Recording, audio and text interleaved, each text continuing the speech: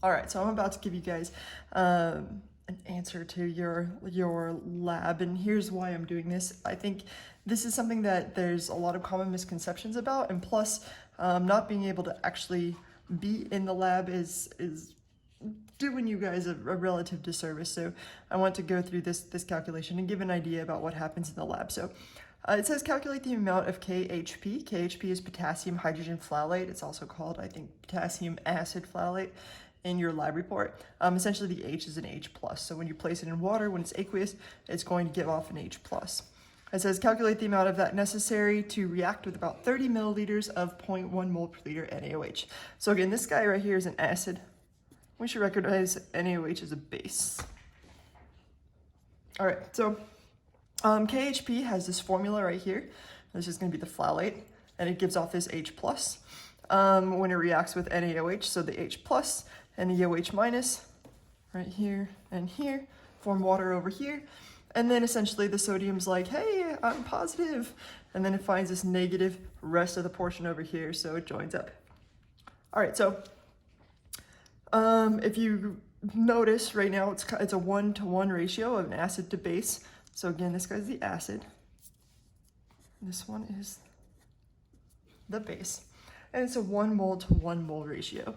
So when it says calculate the amount necessary to react with 30 milliliters of 0.1 mole per liter solution, if you've watched my earlier videos, you know you immediately turn liters and mole per liter into moles by multiplying them together. So right now we have 0.030 liters, and it says about, so you could even just use 1 sig fig here, times 0.1 mole per liter. And that will tell you the amount of moles of NaOH that you're going to have. Let's go ahead and do this.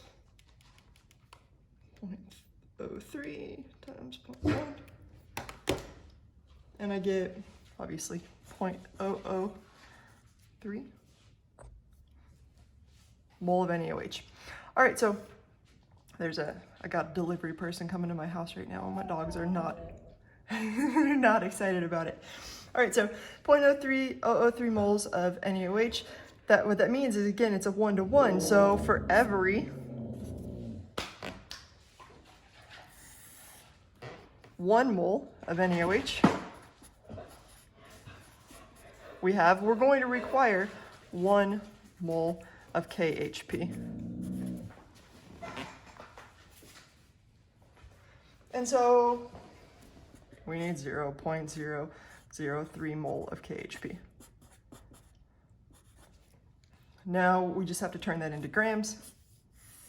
The mass of KHP is, I actually have it memorized from years of teaching this, 204.22 grams per mole.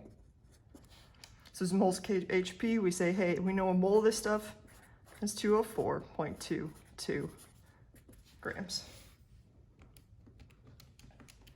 We get an answer of 0.613-ish grams. So essentially anywhere around 0.6 grams is an appropriate amount. So what does that mean? Well, again, KHP is a powder, and we're going to be titrating it with NaOH. NaOH, we don't know the concentration of NaOH because it's hygroscopic for one thing, so it's going to be soaking up a lot of water. So as you try to mass it out on a balance, what's going to happen is the weight's going to go up, up, up, up, up. So again, that's where you would normally want to use weighing by difference. But because it doesn't matter, you could use either method because you're going to have to standardize this. We're going to want to know exactly what is the concentration of NaOH. And that's the point of this lab. So what you do is you get this powdery KHP, you pull it out from the desiccator, which we've talked about, and you just dissolve it in water. So we got about 0.6 grams of KHP, but it's not just 0.6, we actually know the exact amount.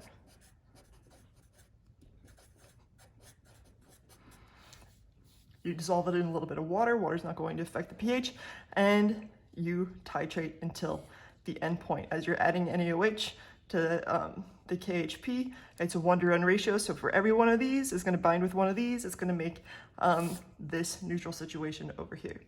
So I hope this helps, and yeah, now maybe you have an idea of exactly what the lab,